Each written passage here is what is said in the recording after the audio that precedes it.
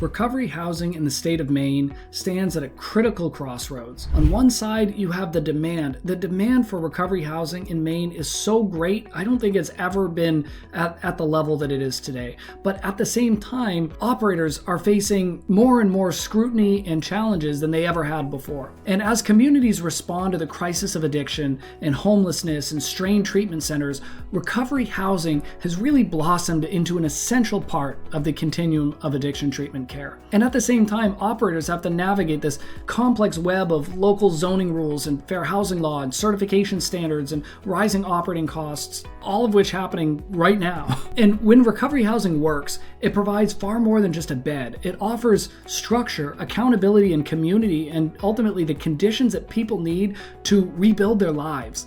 But in Maine, success depends on more than just having some good intentions. It depends on every operator fully understanding how the legal structure works, how to select the right properties and do area surveys, how to manage house leadership, how to obtain and maintain MARR certification, and how to build a financial plan that just works, especially in this complex regulatory environment. So recovery housing in Maine is largely governed at the local level, which means that sober living may look different from one city to another city. And that's because local zoning codes vary, and you may even see different enforcement approaches depending on the character and personality of the folks that you're dealing with. And the challenge for an operator is learning how to operate responsibly and run an effective recovery house within that tension. Now, let's dive into certification. Certification is not legally required in Maine, but certification does play a central role in how recovery housing is viewed by referral partners, communities, and local officials alike. Most reputable recovery housing will pursue certification from a NARR affiliate.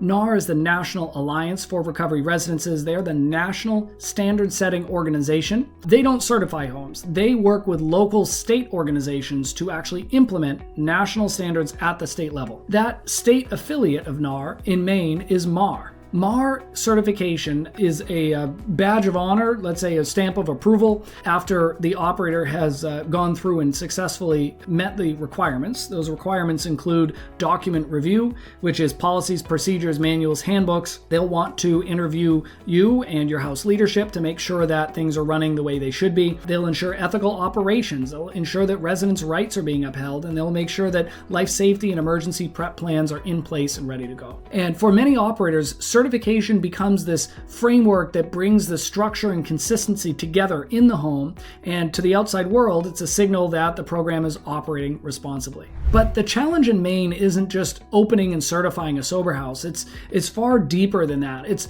how to select and find a property that works in the right area, that has the right funding environment. It's also how do you operate with local rules and standards, but also leverage federal fair housing protection that allows recovery housing to exist in every community where it's needed. Finally, operators must build a business model that's financially sustainable, but at the same time honors recovery and upholds best practices in the field of recovery housing. And this balance, this delicate balance, is what separates short-lived ideas from homes that open successfully, that flourish, and that stand the test of time. Now, recovery housing in Maine truly does matter, and the people who step into this work carry immense responsibility.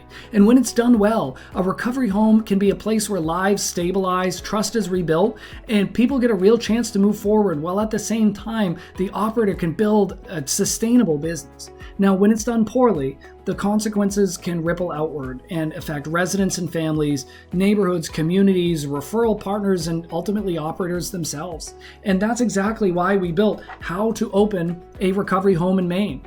This is a action-packed guidebook that's filled with tools, tips, and really everything you need to fully understand the recovery housing environment in Maine. It's designed to help you understand rules before they're enforced, to make decisions before the mistakes become costly, and to build systems before pressure exposes the cracks. So if you're committed to doing this work with integrity and you want a clear, grounded guide built specifically for Maine's realities, the Maine book is an excellent investment to get it right from the start. And if you want to go further, VSL offers charter membership to operators who truly want to join an exceptional group of men and women that build recovery housing for the right reasons and are committed to excellence in this field. So we invite you to explore through our website some of the resources and support that VSL offers our members. And in closing, I'll just say that This work is so important. The margin for error is so small, but you don't have to do this alone. You can absolutely explore resources on MARR's website, explore some of our educational resources such as our main book, and also explore VSL's membership resources. And with that, I will close with a word of gratitude. Thank you so very much for your interest in contributing to this important field, and we wish you the absolute best on your journey.